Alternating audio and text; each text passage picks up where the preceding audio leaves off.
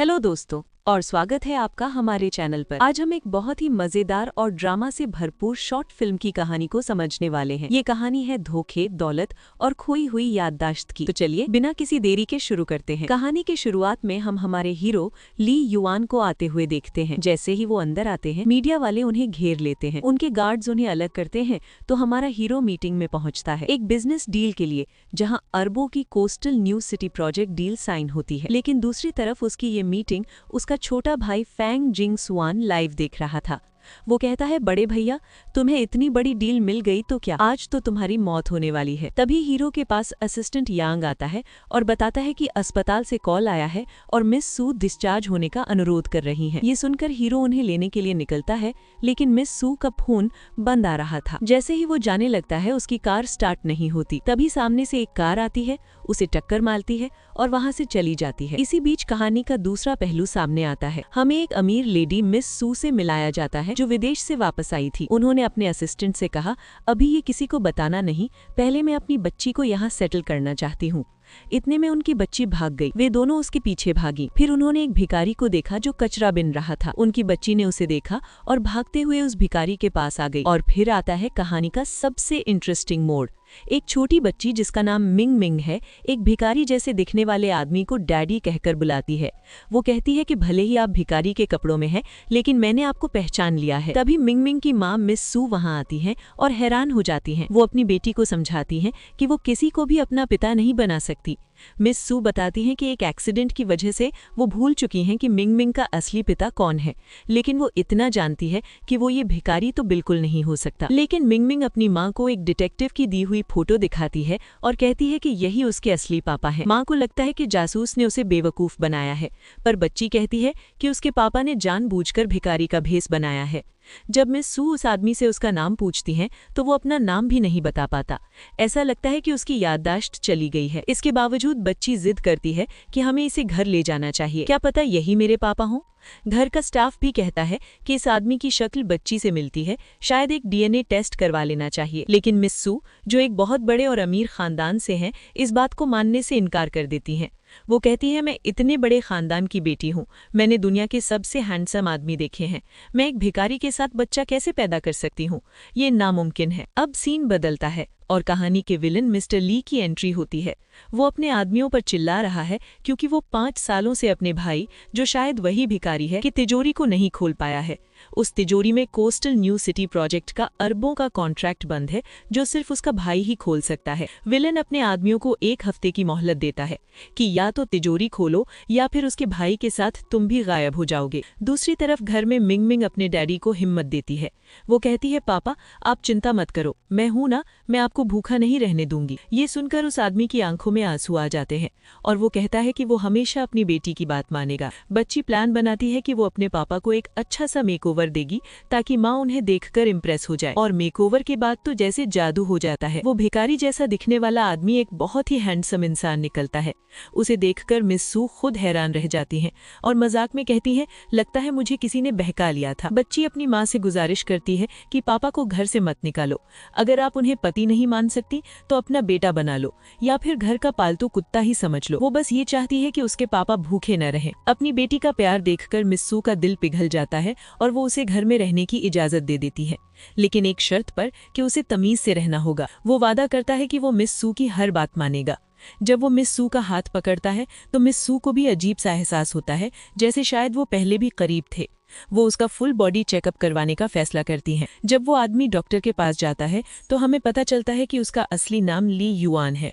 वो ली ग्रुप का प्रेसिडेंट है, जिसे 5 साल पहले शहर से निकाल दिया गया था और जो अरबों का कॉन्ट्रैक्ट विलन ढूंढ रहा है, वो उसी की तिजोरी में बंद है, जिसे सिर्फ वही खोल सकता है। ली युआन, जिसे अब सब भिखारी समझ रहे हैं, मिस्टर ली की तिजोरी की फोटो देखता है और उसे वो जानी पहचानी लगती है। दूसरी तरफ मिस सू को ली ग्रुप की प्रेस कॉन्फ्रेंस के बारे में पता चलता है और वो वहाँ जाने का फैसला करती हैं। इसी बीच डॉक्टर बताती हैं कि ली युआन के दिमाग में पुरानी चोट के अलावा कोई और दिक्कत नहीं है, खासकर बच्चों को पैदा करने की शक्ति भरपूर है, वो पूरी तरह से फिट है। हमारी हीरोइन कहती है, आपको ये बताने के लिए किसने कहा था? आपने फुल बॉडी चेकअप का बोला था, इसलिए उसमें ये भी शामिल था। डॉक्टर और भी बताने वाली होती है, लेकिन मिस सू उन्हें रोक देती है। जब ली युआन बच्चों की तरह मिस सू को छू छू बुलाता है तो वो चिढ़ जाती है। अब कहानी में एक और नया मोड़ आता है। मिस सू की माँ अपने दूसरे बेटे, जो मिस सू का सौतेला भाई है, वहाँ पहुँच जाती है। माँ अपनी बेटी की कंपनी की तारीफ करती है, लेकिन असल में वो एक मकसद से आई है। वो चाहती है कि मिस सू शादी कर ले, क्योंकि बेटी तो बड़ी होकर चली जाएगी। वो सुझाव देती है कि कंपनी अपने भाई को दे दो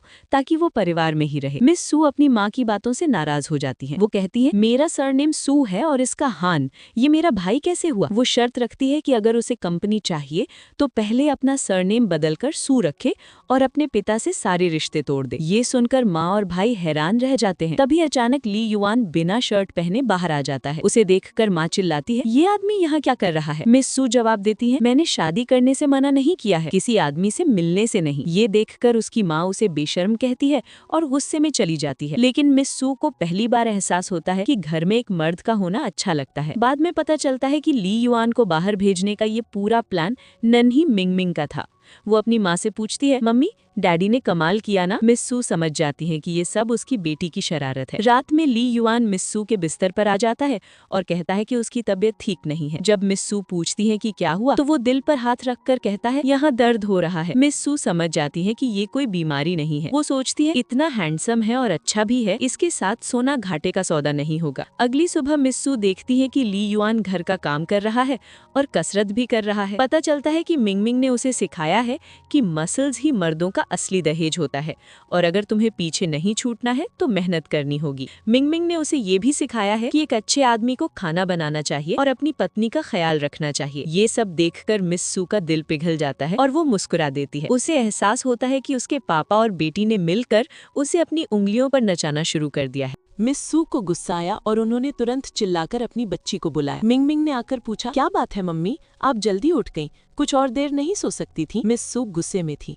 उन्होंने कहा, तुम चुप रहो और अपने पापा को अंदर लेकर जाओ। मिंगमिंग ने कहा, ठीक है मम्मी, और वो चली गई। जब ली युआन अपनी बच्ची मिंगमिंग को स्कूल छोड़ने जा रहे थे तो मिंगमिंग ने कहा, मम्मी आपको अब पसंद करने लगी है। उसके पापा यानी ली युआन हंसते हुए बोले, मैं भी उन्हें पसंद करने लगा हूँ। बच्ची ने कहा, पापा इससे काम नहीं चलेगा, आपको मेरी मम्मी से शादी करनी होगी। तभी कार में बैठा एक व्यक्ति उन लोगों को देख रहा था। इधर मिंगमिंग कह रही थी, मम्मी का दिल जीतने के लिए आपको घर पर खाना बनाना होगा, बर्तन मांजने होंगे और एक बॉस की तरह रहना होगा। मिंगमिंग ने पूछा, तो फिर आपको खाना बनाना सीखना होगा? पापा ने कहा, ठीक है मेरी बच्ची, जैसा तुम कहोगी मैं वैसा ही करूंगा। उधर वो व्यक्ति बड़बड़ाया, अगर ये दोनों लोग मर जाएंगे तो विश्व का जो सारा पैसा है वो मेरा हो जाएगा। वो आदमी तेज रफ्तार में कार लेकर ली युआन की तरफ आ रहा था। ली युआन ने बच्ची को धक्का दिया और खुद कार के सामने आ गए। बच्ची रोते हुए अपने पापा के पास आई और रोते हुए कह रही थी, पापा जल्दी उठ जाओ। वो बेहोश हो जाता है। बेहोशी में उसे अपने अतीत की कुछ झलकियां दिखाई देती हैं। उसे अपने पिता की बातें याद आती हैं जो कह रहे हैं कि दोनों भाइयों को हमेशा एक दूसरे का साथ देना चाहिए। फिर उसे वो दिन याद आता है जब उसकी माँ की मौत के कुछ ही दिन बाद उसके पिता अपने नाजायज बेटे, जो आज विलेन मिस्टर ली हैं, उसे घर ले आए थे। ली युआन ने उसे कभी अपना भाई नहीं माना था। उसे ये भी याद आता है कि कैसे उसका सौतेला भाई हमेशा बिजनेस में फेल होता था और उससे पैसे मांगने आता था। ली युआन उसे हमेशा कहता था, बिना तेज दिमाग के मुझसे आगे निकलने की कोशिश मत करो, मैं तुम्हें 1000 मौके भी दे दूं, तुम फिर भी फेल हो जाओगे। वो कहते हैं, बधाई हो, तुम्हें अरबों का प्रोजेक्ट मिला, लेकिन अफसोस अब तुम मरने वाले हो और तुम्हारा प्रोजेक्ट मेरा होगा। हॉस्पिटल में मिंगमिंग रो रही होती है। वो अपनी माँ से पूछती है, मम्मी डैडी मर तो नहीं जाएंगे ना? मिस सू उसे दिलासा देती है कि डॉक्टर ने कहा है वो खतरे से बाहर है। जैसे ही ली युआन को होश आता है, मिंगमिंग उसे गले लगा लेती है। ली युआन मजाक में कहता है, डैडी की 9 जानें हैं, वो नहीं मरेंगे। मिंगमिंग को बचाने के लिए मिस सू ली युआन का शुक्रिया अदा करती हैं और वादा करती हैं कि वो पूरी जिंदगी उसका ख्याल रखेंगे। ये सुनकर ली युआन तुरंत पूछता है, पूरी जिंदगी? और मिस सू हाँ कह देती है। ली युआन इस वादे को पक्का कर लेता है। तभी ली युआन को कुछ याद आता है और वो कहता है अहोंग। वो बताता है कि जब उसकी माँ जिंदा थी तो वो उसे इसी नाम से बुलाती थी। ये सुनकर मिस सू चौंक जाती है क्योंकि उसे भी कुछ याद आता है। कुछ दिनों बाद मिस सू को ली ग्रुप की प्रेस कॉन्फ्रेंस का इन्विटेशन मिलता है। ली युआन की टांग में चोट लगी है, इसलिए घर का स्टाफ उसे नहलाने में मदद करने की बात करता है, लेकिन ली युआन मना कर देता है। वो कहता है कि उसे किसी और के छूने से डर लगता है। जब मिस सू फीमेल नर्स रखने की बात करती है तो वो और भी घबरा जाता है। वो कहता है जब मैं तुम्हें देखता हूँ तभी शांत रहता हूँ। ये सब देखकर मिंगमिंग और मिस सू समझ जाते हैं कि ये सब उसका ड्रामा है। आखिर में मिस सू खुद उसकी मदद करने के लिए तैयार हो जाती है। ली युआन मिस सू के हाथ में प्रेस कॉन्फ्रेंस का इनविटेशन देखता है और वहां जाने की जिद करता है। मिस सू पहले मना करती है, लेकिन उसकी जिद के आगे हार मान लेती है और उसे और मिंगमिंग को साथ ले जाने के लिए तैयार हो जाती है। प्रेस कॉन्फ्रेंस में विलन मिस्टर ली यानी ली जियान उसी तिजोरी के साथ मौजूद है जिसमें अरबों का कॉन्ट्रैक्ट है। वो दुनिया के सबसे बेस्ट लॉकस्मिथ को बुलाता है, लेकिन प्रोजेक्ट का पार्टनर कहता है कि इस तिजोरी को तुम्हारे भाई ली युआन के अलावा कोई नहीं खोल सकता। लॉकस्मिथ एक्सपर्ट बताता है कि इस तिजोरी को काटा भी नहीं जा सकता क्योंकि ऐसा करने पर इसके अंदर लगा बॉम्ब फट जाएगा। मिस्टर ली परेशान हो जाता है। तभी बाथरूम से लौटकर ली युआन ये सब सुन लेता है। वो मिस सू को बताता है कि अंदर एक तिजोरी है जिसे खोलने पर $1 अरब का इनाम मिलेगा। मिस सू उसे लालची समझकर अंदर ले जाती है।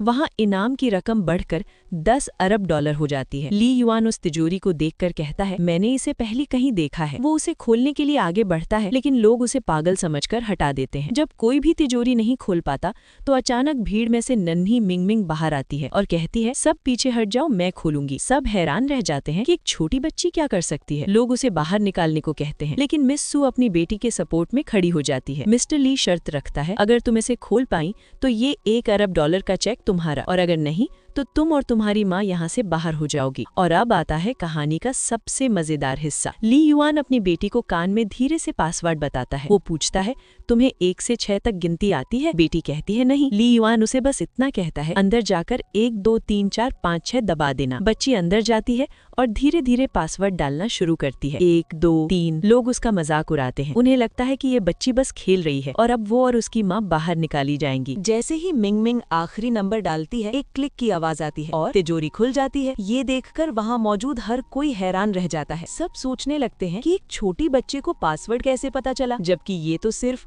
ली युआन को ही पता था। मिस्टर ली तुरंत बच्चे को पकड़कर पूछता है तुम्हें मेरे भाई का पासवर्ड कैसे पता, तुम्हें किसने भेजा है? लेकिन मिंगमिंग बड़ी चालाकी से कहती है नहीं बताऊंगी, पहले चेक दो। और फिर वो अपनी माँ के साथ वहाँ से चली जाती है। मिस्टर ली खुशी से चिल्लाता है सब लोग देखो, मुझे अरबों डॉलर का कोस्टल न्यू सिटी का कॉन्ट्रैक्ट मिल गया है। उसके लोग उसे बधाई देने लगते हैं। प्रोजेक्ट का पार्टनर मिस्टर जियान पूछता है कि क्या आप प्रोजेक्ट शुरू कर सकते हैं? मिस्टर ली बड़े घमंड से कहता है हाँ बिल्कुल, ये रहा कॉन्ट्रैक्ट, आप चेक कर लीजिए। लेकिन जैसे ही मिस्टर जियान बैग खोलता है उसके होश उड़ जाते हैं। वो चिल्लाता है क्या तुम मुझे बेवकूफ समझते हो? बैग में कॉन्ट्रैक्ट की जगह सादे कागज रखे होते हैं। ये देखकर मिस्टर ली के पैरों तले जमीन खिसक जाती है। वो चिल्लाता है सादे कागज, ये कैसे हो सकता है? मेरा अरबों का कॉन्ट्रैक्ट सादे कागज में कैसे बदल गया? वो बच्ची पर इल्जाम लगाता है, लेकिन मिंगमिंग मासूमियत से कहती है अंकल मेरा काम तो बस तिजोरी खोलना था, उसके अंदर क्या है ये मुझे नहीं पता। तभी वहाँ मौजूद लोग मिस्टर ली को उसका वादा याद दिलाते हैं कि जो भी तिजोरी खोलेगा उसे $1 अरब मिलेंगे। लोग कहते हैं कि अगर वो अब अपनी बात से मुकरा तो ली ग्रुप की इज्जत मिट्टी में मिल जाएगी। अपनी इज्जत बचाने के लिए मिस्टर ली को मजबूरी में वो $1 अरब का चेक मिंगमिंग को देना पड़ता है। घर वापस आकर मिस सू ली युआन से पूछती है कि उसे पासवर्ड कैसे पता था। ली युआन जो अपनी याददाश्त खो चुका है कहता है मैंने तो बस अंदाजा लगाया था। मिस सू को उसकी बातों पर शक होता है क्योंकि तिजोरी का पासवर्ड सिर्फ ली युआन को पता था। वो उस अहोंग नाम के बारे में भी सोचती है, लेकिन फिर वो खुद को समझाती है कि ये आदमी तो अपना नाम तक भूल चुका है, मैं इस पर शक कैसे कर सकती हूँ। रात में ली युआन बच्चों की तरह मिस सू से दहेज यानी डाउरी की मांग करता है। मिस सू उसे डांटती है, लेकिन उसकी मासूमियत पर मुस्कुरा भी देती है। तभी ली युआन उसे किस कर लेता है। मिस सू चौंक जाती है, लेकिन ली युआन समझाता है कि मिंगमिंग ने सिखाया है, किस करने का मतलब है कि मैं तुम्हें पसंद करता हूँ। धीरे धीरे ली युआन की चोट ठीक हो जाती है और अब वो मिस सू का और भी ज्यादा ख्याल रखने लगता है। लेकिन कहानी में अब एक और बड़ा ट्विस्ट आता है। मिस सू को उसके ऑफिस से फोन आता है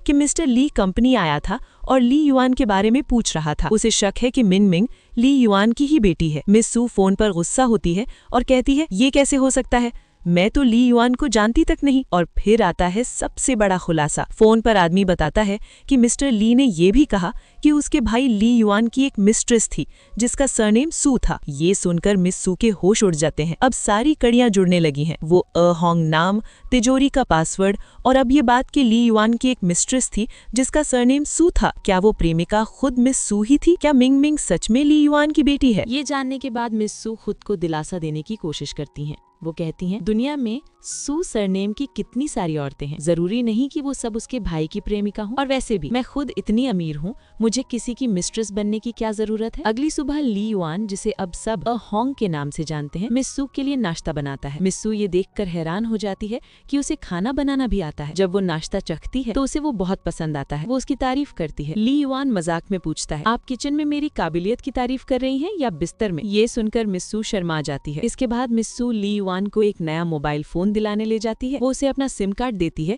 और कहती है कि जब उसका आईडी कार्ड बन जाएगा तो वो अपना सिम ले सकता है। तभी वहाँ मिस सू की एक पुरानी कॉलेज फ्रेंड जिया मिल जाती है। वो उसे कॉलेज की रियूनियन में ले जाती है। ली युआन बाहर ही रुक जाता है। और अब आता है कहानी का सबसे बड़ा ट्विस्ट। जैसे ही मिस सू जाती है, ली युआन किसी को फोन करता है और कहता है, मैं बोल रहा हूँ। दूसरी तरफ से उसका आदमी उसे बॉस कहकर बुलाता है। ली युआन उसे बताता है कि मिस सू ही उसकी पत्नी है, लेकिन 5 साल पहले हुए एक एक्सीडेंट में दोनों की याददाश्त चली गई थी। वो खुलासा करता है कि ये एक्सीडेंट किसी और ने नहीं बल्कि उसके सौतेले भाई ली जियान यानी मिस्टर ली ने करवाया था। ली युआन को आज भी उस आदमी का चेहरा याद है जिसने उसे टक्कर मारी थी। वो अपने आदमी को उस कातिल को ढूंढने और सबूत इकट्ठा करने का आदेश देता है। वो कहता है, मैं चाहता हूँ कि ली जियान फिर कभी उठ न सके। दूसरी तरफ कॉलेज रियूनियन में मिस सू की दोस्तें उसका मजाक उड़ा रही होती हैं। वो कहती हैं कि जब मिस सू के परिवार का दिवालिया निकल गया था और उसके पिता ने बिल्डिंग से कूदकर जान दे दी थी, तब वो अचानक एक लग्जरी कार में स्कूल आने लगी थी। उन्हें लगता है कि मिस सू किसी अमीर बूढ़े आदमी की शुगर बेबी बन गई थी। ये सब सुनकर मिस सू को बहुत दुख होता है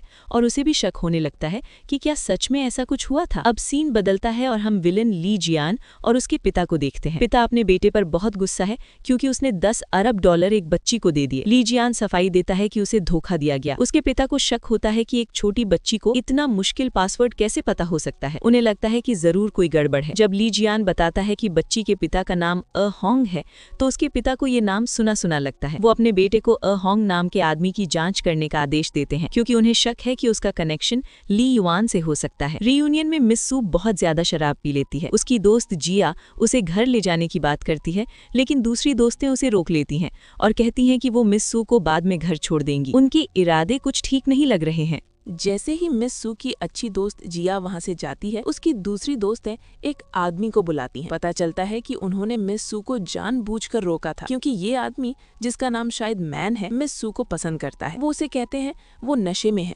तुम्हारा काम बन जाएगा। वो आदमी वादा करता है कि एक बार मिस सू उसकी हो गई तो वो सबको बड़ा बोनस देगा। वो आदमी नशे में धुत मिस सू के पास जाता है और कहता है, मैंने तुम्हारा इतना पीछा किया पर तुमने कभी मुझे देखा तक नहीं, आज मैं तुम्हें सबक सिखाऊंगा। जैसे ही वो आदमी मिस सू को छूने की कोशिश करता है, मिस सू उसे चेतावनी देती है। तभी ली युआन होंग वहाँ पहुँच जाता है। उसके साथ एक और आदमी है जो उन गुंडों को पकड़ लेता है। मिस सू को बचाने के लिए ली युआन उन पर चिल्लाता है। वो गुंडा ली युआन को धमकाता है, लेकिन ली युआन कहता है, मेरी क्लासमेट को परेशान कर रहे हो, लगता है तुम्हें मरने की जल्दी है। वो नशे में धुत मिस सू को संभालता है और कहता है, चिंता मत करो, पहले मैं इन कमीनों को सबक सिखाता हूँ, फिर हम घर चलेंगे। और अब आता है कहानी का सबसे बड़ा खुलासा। ली युआन उस आदमी से कहता है, तुम लोग हमेशा पूछते थे ना कि सू येनछू के पीछे कौन बड़ा आदमी है, वो मैं हूँ। वो आदमी चौंक जाता है। ली युआन कहता है, सू येनछू मेरी औरत है, उसे छूने की हिम्मत तो मैं भी नहीं करता, तुमने कैसे हिम्मत की। तभी वहाँ मौजूद लोग उसे पहचान लेते हैं और चिल्लाते हैं, ली युआन तुम जिंदा हो। सबको लगता था कि वो मर चुका है। अपनी असली पहचान सामने आते ही वो गुंडे डर के मारे कांपने लगते हैं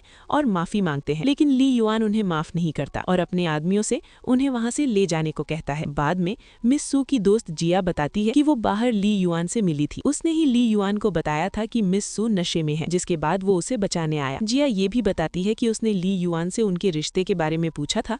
इस पर ली युआन ने जवाब दिया कि वो मिस सू का केप्ट मैन है, यानी वो मिस सू के पैसों पर रहता है। ये सुनकर मिस सू हैरान हो जाती है कि कोई इतनी बेशर्मी से ये बात कैसे कह सकता है, लेकिन जिया उसे समझाती है कि ली युआन सच में उसकी परवाह करता है, सिर्फ उसके पैसों की नहीं। मिस सू की दोस्त बाय करते हुए वहाँ से चली जाती है। ली युआन वहाँ पर आए और उसे चूचू कहकर पुकारा। मिस सू चौंक गईं। ली युआन ने उन्हें गोद में उठा लिया और कहा, चलो घर चलते हैं। मिस सू ने कहा, मुझे नीचे उतारो, मैं खुद चल सकती हूँ। ली युआन ने जवाब दिया, तुमने शराब पी रखी है, क्या तुम चल पाओगी? तब वह उनके गले लग गईं और बोली, तो ठीक है, घर ले चलो। घर पर बच्ची मिंग मिंग बटलर से पूछ रही थी, मम्मी पापा अभी तक क्यों नहीं आए? क्या आज रात वो लोग नहीं आएंगे? बटलर ने बच्ची को समझाया, हो सकता है वे अपनी डेट पर हों, बेहतर होगा कि तुम सोने चली जाओ क्योंकि सुबह तुम्हें स्कूल जाना है। छोटी बच्ची मिंग मिंग ने कहा, उन लोगों ने मुझे गुड नाइट किस नहीं दिया, मैं सोने नहीं जाऊंगी, और भागकर अपने मम्मी पापा के कमरे में चली गई। उसने बटलर से कहा, मैं यहीं रहकर उनका इंतजार करूंगी। बटलर ने कहा, ठीक है छोटी बच्ची, जैसा तुम कहो, मैं नीचे रहकर उनके आने का इंतजार कर रहा हूँ। जैसे ही वे आएंगे मैं तुम्हें बता दूंगा। वहाँ मिंग मिंग को दराज में से कुछ बड़ों की चीजें मिली, कॉन्डम। वह खेलने के लिए उन्हें उठाने लगी, लेकिन बटलर ने उसे रोक दिया और समझाया, ये चीजें मम्मी को और बच्चे पैदा करने से रोकने के लिए हैं। अब तुम कमरे में मम्मी के सामानों से मत खेलना, मैं नीचे जा रहा हूँ। छोटी बच्ची मिंग मिंग ने बड़ी मासूमियत से उन पैकेट्स को उठाया और उनमें सुई से छेद कर दिए, ये सोचते हुए, आप बहुत मतलबी हैं कि मम्मी को और बच्चे नहीं पैदा करने दे रहे। रात में नशे में धुत मिस सू को ली युआन संभालता है। मिस सू को रियूनियन की बातें याद करके दुख होता है कि लोग उसे किसी का शुगर डैडी होने का ताना दे रहे थे। ली युआन उसे दिलासा देता है और कहता है, जो बातें याद नहीं उन्हें भूल जाओ। वो कहता है, अब तो मैं तुम्हारा कैप्ट मैन हूँ। क्या ये भी एक स्कैंडल है? दोनों के बीच एक प्यारा सा मोमेंट होता है। ली युआन मन में सोचता है, कॉन्डम टूट गया था, क्या चूचू मेरे साथ एक और बच्चा चाहती है? दूसरी तरफ ली ग्रुप के बोर्ड मीटिंग में विलेन ली जियान, मिस्टर ली की मुश्किलें बढ़ गई हैं। 10 अरब के नुकसान की वजह से बोर्ड मेंबर्स उसे एक्टिंग सीईओ के पद से हटाना चाहते हैं। उसे बताया जाता है कि जब तक उसके भाई यानी ली युआन का डेथ सर्टिफिकेट नहीं मिल जाता या उसे गायब हुए 10 साल नहीं हो जाते, वो उसकी संपत्ति को हाथ भी नहीं लगा सकता। इसका मतलब ये है कि उसे अभी 5 साल और इंतजार करना होगा। तभी ली युआन का वफादार आदमी, जो अब विलन के साथ मिल गया है, एक नई चारी चलता है। वो ली जियान को बताता है कि उसे शक है कि तिजोरी खोलने वाली बच्ची ली युआन की ही बेटी है, लेकिन फिर वो कहता है कि जांच करने पर पता चला कि उसका बाप तो एक बेवकूफ है और वो बच्ची ली युआन की बेटी नहीं हो सकती। फिर वो एक अंगूठी दिखाता है और कहता है, ये मुझे 5 साल पुराने एक्सीडेंट की जगह पर मिली। ये बॉस की अंगूठी है जो उन्होंने मिस सू ने दी थी। वो इसे कभी नहीं उतारते थे। अगर वो जिंदा होते तो इसे लेने जरूर वापस आते। ये देखकर ली जियान को यकीन होने लगता है कि शायद उसका भाई सच में मर चुका है। ली युआन का आदमी ली जियान को भड़काता है कि उसे मिस सू से 10 अरब का बदला लेना चाहिए। वो उसे एक पुराने प्रोजेक्ट के बारे में बताता है जिसे ली युआन पूरा करना चाहता था। वो उसे उस प्रोजेक्ट को छीनने के लिए उकसाता है ताकि वो मिस सू को सबक सिखा सके। लेकिन ली जियान इतना भी बेवकूफ नहीं है। वो अपने आदमियों से कहता है कि उसे उस आदमी पर पूरा भरोसा नहीं है। उसे शक है कि वो बच्ची मिंग मिंग उसके भाई की ही बेटी है। वो प्लान बनाता है कि वो उस बच्ची का डीएनए टेस्ट करवाएगा।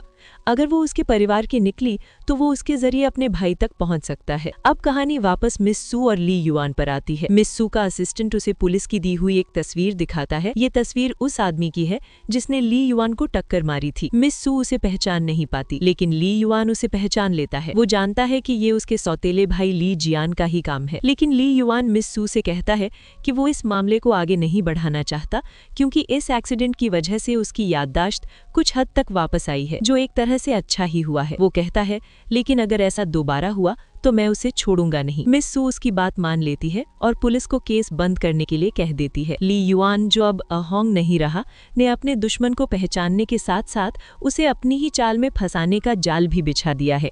उसने विलन को यकीन दिला दिया है कि वो मर चुका है, जबकि असल में वो उसके हर कदम पर नजर रखे हुए है। मिस सू को भी अब एहसास हो चुका है कि अहोंग कोई आम आदमी नहीं है और वो उससे प्यार करने लगी है। मिस सू की माँ मिंग मिंग की दादी, जो मिंग मिंग से मिलने आई है, लेकिन मिंग मिंग उसे पसंद नहीं करती क्योंकि वो जानती है कि उसकी दादी ने उसकी माँ को छोड़ दिया था। वो ली युआन से भी मिलती है और उसे प्रिटी बॉय कहकर उसका मजाक उड़ाती है। बातों बातों में वो मिंग मिंग के बालों का एक गुच्छा तोड़ लेती है। अब पता चलता है कि दादी ने ये सब अपने बेटे मिस सू के सौतेले भाई के कहने पर किया था। वो मिंग मिंग के बाल उसे दे देती है। ये बाल विलन ली जियान तक पहुंचते हैं। उसका प्लान है कि वो मिंग मिंग के बालों से डीएनए टेस्ट करवाएगा ताकि ये पता चल सके कि वो उसके भाई ली युआन की बेटी है या नहीं। लेकिन कहानी में एक और बड़ा ट्विस्ट आता है। ली युआन का वफादार आदमी जो विलेन के साथ मिला हुआ है, डिलीवरी बॉय बनकर मिस सू के घर पहुंचता है। उसका असली मकसद है डीएनए टेस्ट के लिए लाए गए बालों को बदलना। वो बहाने से उस पैकेट को गिरा देता है और बड़ी चालाकी से असली बालों को नकली बालों से बदल देता है। मिस सू उसे देख लेती है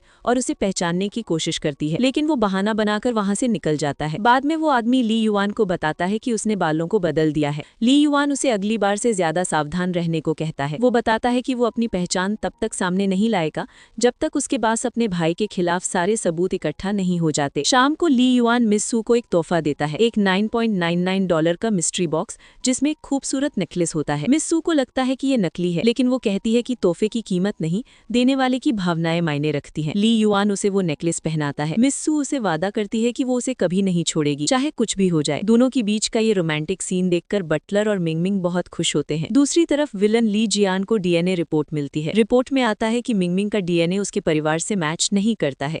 ये देखकर वो राहत की सांस लेता है। उसे लगता है कि तिजोरी का खुलना बस एक इत्तेफाक था और मिंगमिंग उसके भाई की बेटी नहीं है। उसे यकीन हो जाता है कि उसका भाई ली युआन सच में मर चुका है। वो नहीं जानता कि ये सब ली युआन के मास्टर प्लान का हिस्सा था। ली युआन ने जानबूझकर डीएनए सैंपल बदलवाए थे ताकि उसका भाई लापरवाह हो जाए और अपनी चालें चलना जारी रखे, जिससे ली युआन को उसके खिलाफ और सबूत मिल सके। ली युआन का वफादार आदमी जो अब विलन के साथ है, उसे एक नए प्रोजेक्ट के बारे में बताता है। वो बताता है कि 5 साल पहले ली युआन सू ग्रुप, मिस सू के पिता की कंपनी के एक अधूरे एआई प्रोजेक्ट को खरीदना चाहता था, जिसका नाम एआई टैरो है। ये सुनकर ली जियान को यकीन हो जाता है कि अगर उसका भाई इसे चाहता था तो ये जरूर बहुत कीमती होगा। वो फैसला करता है कि वो इसे हर हाल में हासिल करेगा, खासकर इसलिए क्योंकि उसे पता है कि मिस सू भी इसे खरीदना चाहेंगी। दूसरी तरफ मिस सू के ऑफिस में उसका असिस्टेंट उसके नए नेकलेस की तारीफ करता है। मिस सू बताती है कि ये अहोंग ने दिया है और इसकी कीमत सिर्फ $9 है, लेकिन असिस्टेंट कहता है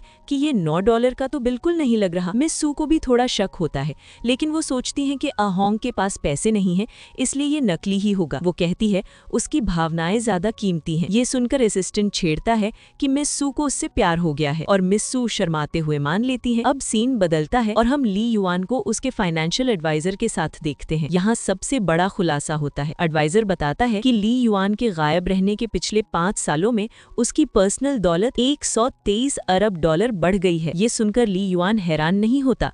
एडवाइजर ये भी बताता है कि उसका भाई ली जियान कंपनी को डुबाने में लगा था, लेकिन कंपनी का बेस मजबूत होने की वजह से वो बच गई। ली युआन कहता है नाकाबिल हमेशा नाकाबिल ही रहता है। वो फैसला करता है कि वो कंपनी में तभी वापस लौटेगा जब ली जियान पूरी तरह से बर्बाद हो जाएगा। अब आता है ऑक्शन यानी नीलामी का दिन, जहां एआई टैरो प्रोजेक्ट की बोली लगनी है। विलेन ली जियान वहां पहले से मौजूद है। मिस सू भी अपनी बेटी मिंगमिंग के साथ वहां पहुंचती है। ली जियान उन्हें देखकर मन ही मन सोचता है आज मैं तुम दोनों को रुलाकर भेजूंगा। तभी मिस सू की नजर एक आदमी पर पड़ती है। वो उसे पहचान लेती है। ये वही आदमी डिलीवरी बॉय है जो कुछ दिन पहले अहोंग से मिलने आया था। मिस सू उस आदमी के पास जाती है और उससे पूछती है कि वो एक डिलीवरी बॉय होकर यहाँ क्या कर रहा है। वो आदमी घबरा जाता है। तभी विलन ली जियान वहाँ आता है और उस आदमी को ली ग्रुप के सीईओ का असिस्टेंट कहकर बुलाता है। ये सुनकर मिस सू के होश उड़ जाते हैं।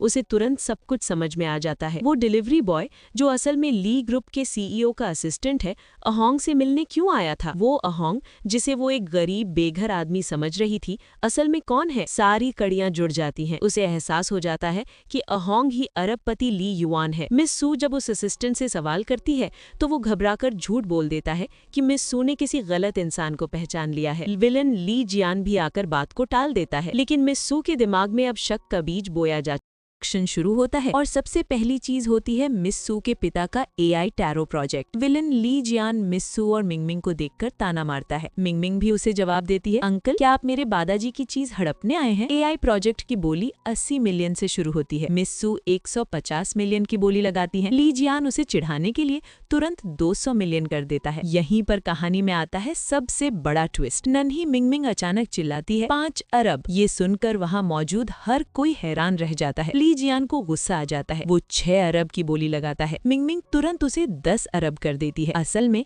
ये सब ली युआन का प्लान है। उसने अपनी बेटी को फोन पर सिखाया है कि ली जियान जितनी भी बोली लगाए उसे उसकी डबल लगानी है। ली जियान गुस्से में 11 अरब की बोली लगाता है तो मिंगमिंग उसे सीधे 20 अरब कर देती है। मिस सू घबरा जाती है और अपनी बेटी को रोकती है, लेकिन मिंगमिंग कहती है मम्मी चिंता मत करो, मैं तो बस उस बुरे अंकल के साथ मजाक कर रही हूँ। ली जियान का असिस्टेंट उसे 20 अरब की बोली लगाने से रोकता है, लेकिन ली युआन का वफादार आदमी जो अब विलेन का सलाहकार बना हुआ है उसे भड़काता है। वो कहता है अगर मिस सू इतना पैसा लगा रही है तो ये प्रोजेक्ट जरूर बहुत कीमती होगा। अगर आप पीछे हटे तो सब आप पर हंसेंगे कि आप एक छोटी बच्ची से डर गए। अपनी झूठी शान में आकर ली जियान एक अविश्वसनीय बोली लगाता है, 50 अरब डॉलर। ये सुनते ही ली युआन अपनी बेटी को फोन करके रुकने को कह देता है। मिंगमिंग बोली लगाना बंद कर देती है और ली जियान 50 अरब डॉलर में वो एआई प्रोजेक्ट जीत जाता है। वो स्टेज पर जाकर बड़ी शान से प्रोजेक्ट की चाबी लेता है। ली जियान को लगता है कि वो जीत गया है,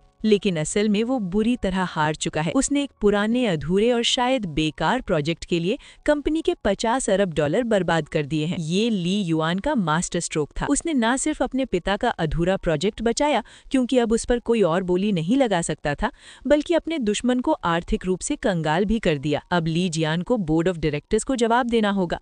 कंपनी का इतना बड़ा नुकसान करने के बाद उसका बाहर निकलना तय है, और जैसे ही वो बाहर होगा, ली युआन अपनी असली पहचान के साथ एक हीरो की तरह कंपनी में वापस लौटेगा और अपनी कुर्सी संभालेगा। 50 अरब खर्च करने के बाद ली जियान अपनी गलती मानने की बजाय बड़ी बड़ी बातें करता है। उसका सलाहकार, जो असल में ली युआन का आदमी है, उसे और चढ़ाता है और कहता है कि ये एक शानदार मौका है। ली जियान सबसे कहता है कि वो अब दिखाएगा कि 50 अरब का एआई रोबोट क्या कर सकता है। वो बड़े घमंड के साथ रोबोट को स्टार्ट करता है। रोबोट स्टार्ट होता है और कुछ सेकंड बाद अपने आप बंद हो जाता है। ली जियान फिर कोशिश करता है, लेकिन रोबोट सिर्फ ऑन और ऑफ होता है। ये देखकर वहाँ मौजूद सभी लोग हंसने लगते हैं। मिंगमिंग अपनी माँ से कहती है, मम्मी, अच्छा हुआ हमने इसे नहीं खरीदा, वरना दादाजी की आत्मा को शांति नहीं मिलती। लोग ताने मारने लगते हैं, 50 अरब एक बेवकूफ रोबोट पर खर्च कर दिए, ये तो बिजली भी बर्बाद करेगा। ये देखकर ली जियान का चेहरा उतर जाता है। वो चिल्लाता है, ये नामुमकिन है,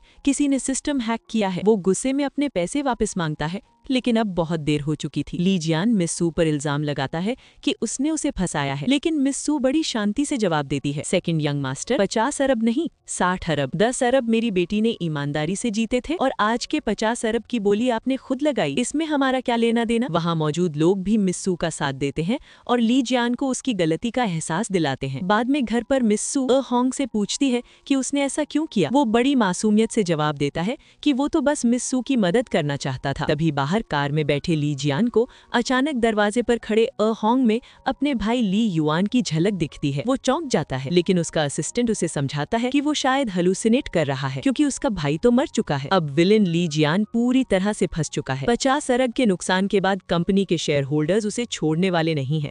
दूसरी तरफ ली युआन अपने वफादार असिस्टेंट से फोन पर बात करता है। असिस्टेंट बताता है कि उसने ली जियान के भ्रष्टाचार और गबन के सारे सबूत इकट्ठा कर लिए हैं। घर पर ली युआन अपनी बेटी मिंगमिंग के साथ खेल रहा होता है।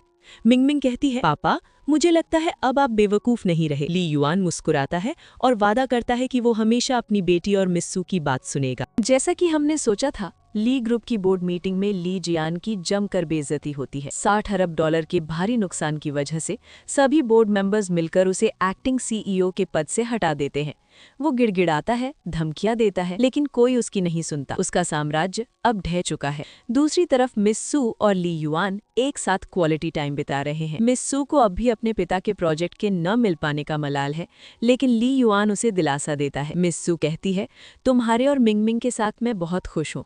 कभी कभी लगता है ये सब एक सपना है, कहीं मैं सुबह उठूं और तुम गायब तो नहीं हो जाओगे। ली युआन वादा करता है, ये सपना नहीं है, मैं हमेशा तुम्हारे साथ रहूंगा जब तक हम बूढ़े नहीं हो जाते। ये सुनकर मिस सू उसे शादी के लिए पूछती है। और अब आता है कहानी का सबसे बड़ा और भावनात्मक मोड़। घर पर मिंगमिंग खेलते खेलते टेबल के नीचे से एक पुराना कागज ढूंढ निकालती है। वो बटलर से पूछती है कि इस पर क्या लिखा है, लेकिन बटलर उसे टाल देता है और मिस सू को फोन करके बुला लेता है। जब मिस सू उस कागज को देखती है तो उसके होश उड़ जाते हैं। वो एक स्पॉन्सरशिप अग्रीमेंट होता है। उसे पढ़कर मिस सू को सब कुछ याद आने लगता है। मिस सू अपने कमरे में अकेली उस एग्रीमेंट को पढ़ती है और टूट जाती है। उसे याद आता है कि कॉलेज के दिनों में जब उसका परिवार दिवालिया हो गया था, तब उसने अपने पिता का कर्ज चुकाने के लिए खुद को बेच दिया था और उसे खरीदने वाला कोई और नहीं बल्कि ली युआन था। उसे यकीन नहीं होता कि जिन अफवाहों को वो अब तक झूठ समझ रही थी वो सच थी। उसे ये भी नहीं याद कि ली युआन दिखता कैसा है। वो इस सच्चाई से बुरी तरह टूट जाती है। जब ली युआन उसके कमरे में आता है तो वो अपनी भावनाओं को छिपाने की कोशिश करती है। वो उसे पूछती है कि क्या ली युआन के मरने की अफवाह सच है, ताकि उसे वो 10 अरब डॉलर का कर्ज न चुकाना पड़े। थोड़ी देर बाद ली युआन उसे शादी की बात करता है, लेकिन मिस सू, जो अब सच्चाई जान चुकी है, कहती है, मैंने उस वक्त जल्दबाजी में फैसला ले लिया था, अभी शादी को कुछ समय के लिए टाल देते हैं। ये सुनकर ली युआन चौंक जाता है और पूछता है, क्या तुम पछता रही हो? मिस सू के व्यवहार में आए बदलाव को देखकर ली युआन समझ जाता है कि वो अब अपनी पहचान और ज्यादा नहीं छिपा सकता। उसे एहसास होता है कि मिस सू ने जरूर वो पुराना अग्रीमेंट देख लिया है और अब वो इंटरनेट पर ली युआन के बारे में ढूंढ रही है। दूसरी तरफ कंपनी से निकाले जाने के बाद विलन ली जियान एक नई और बहुत बड़ी साजिश रचता है। उसका सलाहकार, जो असल में ली युआन का आदमी है, उसे एक नकली वसीयत बनाने का आइडिया देता है। वो कहता है, तुम्हारा भाई 5 साल से गायब है, वो मर चुका है, एक नकली वसीयत बनाओ और उसकी सारी दौलत अपने नाम कर लो, फिर ली ग्रुप तुम्हारा होगा। लालच में अंधा होकर ली जियान इस खतरनाक प्लान के लिए तैयार हो जाता है। कुछ दिनों बाद मिस सू को खबर मिलती है कि ली युआन, जिसे सब मरा हुआ समझ रहे हैं, कि वसीयत की घोषणा 1 हफ्ते बाद की जाएगी। ये सुनकर उसे यकीन हो जाता है कि ली युआन सच में मर चुका है। वो उस वसीयत की मीटिंग में जाने का फैसला करती है। ली युआन को भी अपने भाई की इस साजिश का पता चल जाता है। वो अपने असिस्टेंट से कहता है, उन्हें शोर मचाने दो, जितना ज्यादा शोर उतना अच्छा। वो 5 साल पहले हुए एक्सीडेंट के ड्राइवर के बारे में पूछता है। पता चलता है कि ड्राइवर गूंगा और अनपढ़ है। ली युआन को शक होता है कि वो नाटक कर रहा है। वो अपने असिस्टेंट को आदेश देता है कि 1 हफ्ते के अंदर उस ड्राइवर से सच उगलवाए। वो कहता है, मैं ली जियान को एक बहुत बड़ा सरप्राइज देने वाला हूँ। मिस सू अपने असिस्टेंट से बात करती है और उसे अपने अतीत के बारे में बताती है कि कैसे ली युआन ने उसके पिता का कर्ज चुकाया था। वो कहती है कि उसे उसका चेहरा तक याद नहीं, लेकिन उसे लगता है कि वो उसकी कर्जदार है। उसका असिस्टेंट उसे सलाह देता है कि वो घर पर ही एक मेमोरियल बनाकर उसे श्रद्धांजलि दे सकती है, जिससे उसके मन को शांति मिलेगी। मिस सू अपने असिस्टेंट से शादी के बारे में भी सलाह लेती है। असिस्टेंट उसे एक प्रीनप साइन करवाने की सलाह देता है, ताकि शादी के बाद अहोंग उसकी दौलत पर हक न जमा सके। मिस सू इसके लिए तैयार हो जाती है। मिस सू अपने घर में ली युआन, जिसे वो मरा हुआ समझती है, के लिए एक मेमोरियल टैबलेट रखती है। जब अहोंग, जो खुद ली युआन है, उसे देखता है तो वो चौंक जाता है और मजाक में कहता है, ये क्या है? अमर, महान, लगता है चूचू मुझे भगाना चाहती है। मिस सू उसे बताती है कि ये उसके एक पुराने दोस्त के लिए है जो अब मर चुका है। अहोंग जानबूझकर उससे बहस करता है। वो कहता है, वो गायब हुआ था, मरा नहीं, क्या पता वो जिंदा हो। मिस सू कहती है कि अगर वो जिंदा होता तो 5 साल में जरूर वापस आता। अहोंग उसे शक करने पर मजबूर करता है और पूछता है, क्या पता ये वसीयत नकली हो, लेकिन मिस सू को यकीन है कि वो मर चुका है। अहोंग जलने का नाटक करता है और उस टैबलेट को रखने से मना करता है, लेकिन मिस सू उसकी बात नहीं मानती। दूसरी तरफ विलेन ली जियान अपनी माँ और अपने सलाहकार ली युआन के आदमी के साथ जश्न मना रहा होता है। वो कहता है, इस वसीयत के साथ मेरे भाई की कंपनी मेरी होगी, फिर कोई मुझे नीची नजर से नहीं देखेगा। वो उन सभी बोर्ड मेंबर्स को सबक सिखाने की कस्में खाता है जिन्होंने उसे बाहर निकाला था। वो पूरी तरह से अपनी जीत के नशे में चूर है। अब आता है वो बड़ा दिन जब नकली वसीयत की घोषणा होनी है। इवेंट में शहर के सभी बड़े लोग मौजूद हैं। सब आपस में बातें कर रहे हैं कि 5 साल बाद अचानक वसीयत कहाँ से आ गई। कुछ लोग अंदाजा लगाते हैं कि ली युआन का कोई नाजायज बच्चा हो सकता है, तो कुछ कहते हैं कि सारी दौलत उसके भाई ली जियान को ही मिलेगी। मिस सू भी इवेंट में पहुंचती है। ली जियान और उसका पिता उसे घूर रहे होते हैं। मिस सू को लगता है कि वो उससे ली युआन का कर्ज वापस मांगेंगे। तभी ली जियान का पिता मिस सू को देखकर कहता है, ये औरत बहुत जानी पहचानी लग रही है, मैंने इसे कहीं देखा है। उसका बेटा कहता है कि वो तो सालों से विदेश में थी। सारे मेहमान आ चुके हैं और अब वसीयत पढ़ने की तैयारी शुरू होती है। ली जियान अपनी जीत से बस 1 कदम दूर है। उसे लगता है कि अब उसे कोई नहीं रोक सकता। वसीयत की घोषणा से ठीक पहले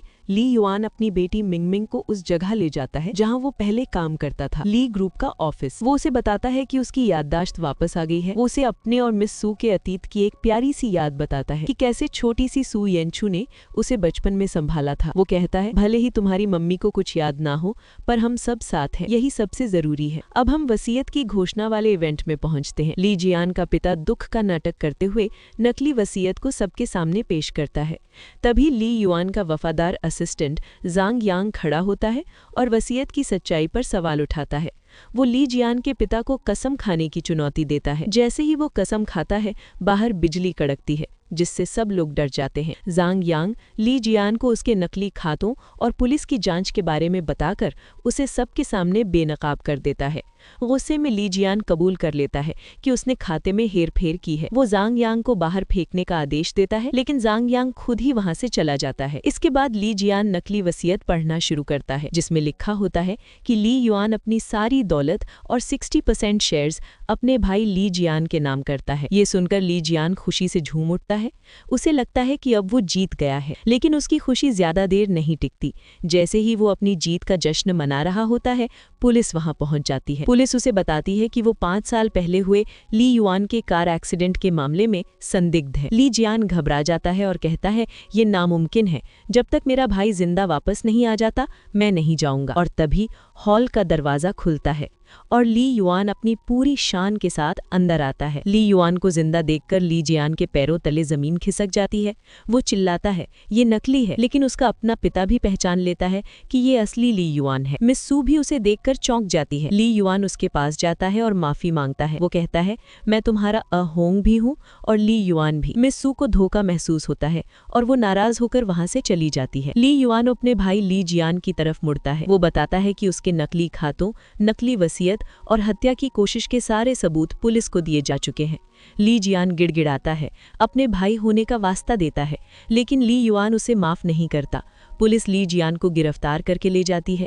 उसके पिता भी अपने बेटे को बचाने की कोशिश करते हैं, लेकिन अब बहुत देर हो चुकी होती है। अपने एक बेटे को जेल भेजते देख पिता दूसरे बेटे ली युआन पर चिल्लाता है। वो उसे एहसान फरामोश कहता है, लेकिन ली युआन कहता है, आज तक आपने मेरे नाम पर धोखाधड़ी की, मैंने चुपचाप सहा, लेकिन आज पुराने और नए सारे हिसाब बराबर होंगे। वो अपने पिता को भी पुलिस के हवाले कर देता है। इस पूरे हंगामे के बीच मिस सू वहां से चली जाती है। वो ली युआन के धोखे से बहुत नाराज और दुखी है। मिंग मिंग अपनी माँ को समझाने की कोशिश करती है, लेकिन मिस सू कहती है, उसने हमसे झूठ बोला, अब वो हमारे साथ नहीं रहेगा। वो मिंग मिंग को लेकर घर चली जाती है। ली युआन उसके पीछे जाना चाहता है, लेकिन उसका असिस्टेंट उसे पहले ऑफिस जाकर सब कुछ संभालने की सलाह देता है। घर पर मिस सू अपनी बेटी को बताती है कि अब अहोंग यानी ली युआन उनके साथ नहीं रहेगा। मिंग मिंग अपनी माँ से कहती है, मम्मी नाराज मत हो, चाहे वो ली युआन हो या अहोंग, वो है तो मेरे डैडी ही। लेकिन मिस सू कुछ भी सुनने को तैयार नहीं है। ली युआन अपने ऑफिस ली ग्रुप में वापस लौटता है। बोर्ड मेंबर्स उसका स्वागत करते हैं। वो उन्हें बताता है कि 60 अरब का नुकसान उसी का प्लान था। तभी बिशान ग्रुप के मिस्टर ज़ांग उससे मिलने आते हैं। वो कोस्टल न्यू सिटी प्रोजेक्ट के बारे में बात करने आए हैं। वो कहते हैं कि कॉन्ट्रैक्ट की डेट निकल चुकी है, लेकिन वो किसी और पर भरोसा नहीं कर सकते, इसलिए वो कल नया कॉन्ट्रैक्ट लेकर आएंगे। तभी ली युआन के पास एक पैकेज आता है। ये मिस सू ने भेजा है। पैकेज में ली युआन का वो सारा सामान होता है जो उसके घर पर था। ये देखकर ली युआन समझ जाता है कि मिस सू ने उसे घर से निकाल दिया है। वो तुरंत अपनी कार में बैठकर उसके घर की तरफ निकल जाता है। ली युआन मिस सू के घर पहुंचता है, लेकिन वो दरवाजा नहीं खोलती। वो बाहर से ही चिल्लाकर कहता है, छू छू प्लीज मुझे अंदर आने दो, मैं सब कुछ समझाना चाहता हूँ। मिंग मिंग अपनी माँ से कहती है, मम्मी आप डैडी की बात नहीं सुनना चाहती, पर मैं सुनना चाहती हूँ। वो बाहर जाती है और अपने पापा से पूछती है कि उन्होंने मम्मी को धोखा क्यों दिया। ली युआन अपनी बेटी को समझाता है, बेटा मैंने तुम्हारी मम्मी को धोखा नहीं दिया। जब मुझे अपनी याददाश्त वापस मिली तो मुझे पता चला कि वो मुझे भूल चुकी है। मैं ये पता लगाना चाहता था कि वो मुझे क्यों भूली, और साथ ही 5 साल पहले हुए कार एक्सीडेंट की भी जांच करना चाहता था। वो आगे कहता है, और एक सबसे जरूरी वजह थी, जब तक मैं असली मुजरिम को पकड़ नहीं लेता मैं उन्हें ये नहीं बता सकता था कि मेरी एक बेटी भी है, वरना तुम्हारी जान को खतरा हो सकता था। घर के अंदर मिस सू इंटरकॉम पर ये सारी बातें सुन रही होती है। उसे अपनी गलती का एहसास होता है। वो समझ जाती है कि ली युआन ने जो कुछ भी किया वो उन दोनों की सुरक्षा के लिए ही किया था। उसका गुस्सा प्यार में बदल जाता है। ली युआन मिस सू को सब कुछ सच सच बताता है। वो बताता है कि उसने अपनी पहचान सिर्फ इसलिए छिपाई थी ताकि वो एक्सीडेंट के असली मुजरिम को ढूंढ सके और अपनी बेटी मिंग मिंग को किसी भी खतरे से बचा सके। ये सुनकर मिस सू का दिल पिघल जाता है। वो उससे पूछती है, क्या हमारे बीच सच में एक केप्ट रिलेशनशिप थी? ली युआन इंकार करता है। वो बताता है, मेरे लिए तुम वो औरत थी जिसके साथ मैं अपनी पूरी जिंदगी बिताना चाहता था। वो उसे याद दिलाता है कि कैसे उसके परिवार के दिवालिया होने पर उसने उसकी मदद की थी और वो खुद उसके पास आई थी। ली युआन उसे बताता है, मैंने जो कुछ भी तुम्हारे लिए किया वो अपनी मर्जी से किया, मुझे तुमसे कुछ नहीं चाहिए, बस तुम्हारा साथ चाहिए। मिस सू पूछती है कि क्या वो अहोंग को पसंद करती थी। ली युआन कहता है, मैं ही अहोंग हूँ, क्या तुम अब भी मुझे पसंद करती हो? मिस सू कहती है, मैं अहोंग को पसंद करती थी क्योंकि वो मुझसे कुछ छिपाता नहीं था, लेकिन तुम अलग हो। वो कहती है कि वो अभी शादी के लिए तैयार नहीं है, लेकिन वो उसे घर में रहने की इजाजत दे देती है। तभी मिस सू की माँ दादी वहाँ आ जाती है। उसे पता चल चुका है कि अहोंग ही अरबपति ली युआन है। वो लालच में आकर दोनों की शादी करवाने की बात करती है ताकि उसे दहेज मिल सके। मिस सू अपनी माँ के लालच से नाराज हो जाती है। ली युआन उसकी माँ को कहता है कि वो उसे जितना चाहे उतना दहेज देगा, लेकिन उसकी एक शर्त है। ली युआन शर्त रखता है कि उसे अपने बेटे हानची से सारे रिश्ते तोड़ने होंगे। तभी हानची भी वहाँ आ जाता है और अपनी माँ का साथ देता है। ली युआन उसे याद दिलाता है, तुमने ही 5 साल पहले मुझ पर गाड़ी चढ़ाने की कोशिश की थी। हानची डर जाता है और गिड़गिड़ाने लगता है। ली युआन उसे जेल न भेजने की शर्त पर वहाँ से जाने देता है। मिस सू की माँ भी गुस्से में अपनी बेटी को कोसती हुई चली जाती है। सारे दुश्मन और सारी मुश्किलें अब दूर हो चुकी हैं।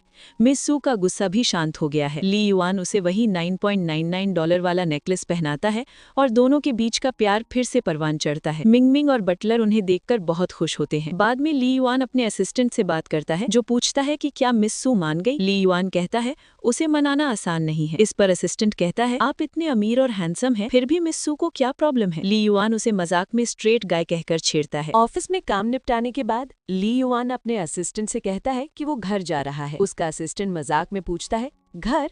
आपका मतलब मिस सू के घर से है? ली युआन मुस्कुराता है और कहता है, मैं घर जा रहा हूँ ताकि अपनी डायमंड रिंग लेकर उसे प्रपोज कर सकूं। दूसरी तरफ मिस सू को 50 अरब वाला AI रोबोट तोहफे के रूप में मिलता है। उसे पता चलता है कि रोबोट अब अनलॉक हो चुका है और उसके अंदर जरूर कोई कीमती चीज है। उसे एहसास होता है कि ली युआन ने जानबूझकर ऐसा किया ताकि ये टेक्नोलॉजी उसी के पास रहे, क्योंकि उसकी कंपनी AI पर ही काम करती है। उसे ये भी शक होता है कि 5 साल पहले उसकी कंपनी शुरू करने के लिए पैसा भी शायद ली युआन ने ही दिया था। शाम को मिस सू की तबीयत अचानक खराब हो जाती है। उसे उल्टी जैसा महसूस होता है। जब ली युआन घर आता है तो वो उसके लिए दवाइयाँ लाता है। तभी घर में सबको मिंगमिंग के बिस्तर पर एक सुई मिलती है। सब घबरा जाते हैं, लेकिन मिंगमिंग बताती है कि उसने इस सुई से उन छोटे बैग्स में छेद किया है जो मम्मी को बच्चे पैदा करने से रोकते हैं, यानी कॉन्डम। ये सुनकर सबके होश उड़ जाते हैं। बटलर को शक होता है कि मिस सू शायद प्रेग्नेंट है। ली युआन उसे तुरंत हॉस्पिटल ले जाने का फैसला करता है। हॉस्पिटल में ली युआन घुटनों पर बैठकर एक खूबसूरत डायमंड रिंग के साथ मिस सू को शादी के लिए प्रपोज करता है। वो कहता है, चूचू, मैं तुम्हें पसंद करता हूँ। मैं सिर्फ तुम्हारा साथ नहीं बल्कि तुम्हारा कानूनी पति बनना चाहता हूँ। मिस सू शर्मा जाती है। डॉक्टर उन्हें अल्ट्रासाउंड के लिए भेजता है। ली युआन कहता है, प्रेग्नेंट हो या नहीं, हमें शादी करनी चाहिए। हमें मिंगमिंग को एक पूरा परिवार देना है। मिस सू खुशी खुशी मान जाती है, लेकिन कहानी में एक आखिरी ट्विस्ट बाकी है। हॉस्पिटल में ली युआन की प्रेमिका, जो उसके बच्चे की माँ बनने वाली है, उन दोनों को देख लेती है। उसे लगता है कि मिस सू की वजह से ही उसका प्रेमी जेल में है। कुछ दिनों बाद जब मिस सू अपनी सगाई के लिए तैयार हो रही होती है तो वो औरत वहाँ पहुँच जाती है और मिस सू को चाकू की नोक पर बंदी बना लेती है। वो मांग करती है कि ली युआन ली जियान को जेल से रिहा करवाए। ली युआन वहाँ पहुँचता है और उसे समझाने की कोशिश करता है, लेकिन वो नहीं मानती। तभी एक हाथापाई में ली युआन बड़ी ही बहादुरी से मिस सू को बचा लेता है और वो औरत पुलिस के हवाले कर दी जाती है। अब सारे दुश्मन और सारी मुश्किलें सच में खत्म हो चुकी हैं। आखिरी सीन में हम ली युआन और मिस सू की खूबसूरत सगाई देखते हैं। उनके दोनों असिस्टेंट मजाक में लड़ रहे होते हैं कि किसका बॉस ज्यादा बेहतर है। तभी मिंगमिंग आकर उन्हें समझाती है कि अब वो सब एक परिवार हैं। ली युआन माइक पर सबके सामने अपने प्यार का इजहार करता है। वो कहता है, सालों पहले मैं एक छोटी लड़की से मिला था जिसने मेरी जिंदगी रोशन कर दी। आज मैंने आखिरकार उसका हाथ थाम लिया है। मैं वादा करता हूँ कि मैं अपनी बाकी की जिंदगी उसकी रोशनी बनकर गुजारूंगा और हमेशा उस पर चमकता रहूंगा। और इसी खूबसूरत पल के साथ ये कहानी एक हैप्पी एंडिंग पर आकर खत्म होती है। तो दोस्तों, ये थी एक ट्विस्ट, ड्रामा, इमोशन और एक जीनियस के मास्टर प्लान की शानदार कहानी। एक झूठी पहचान से शुरू हुई ये कहानी आखिरकार एक खूबसूरत परिवार की मिलन के साथ खत्म हुई। उम्मीद है आपको ये पूरी एक्सप्लेनेशन सीरीज पसंद आई होगी। अगर हाँ, तो वीडियो को लाइक करें, चैनल को सब्सक्राइब करें। मिलते हैं अगली वीडियो में एक नई मजेदार कहानी के साथ। धन्यवाद।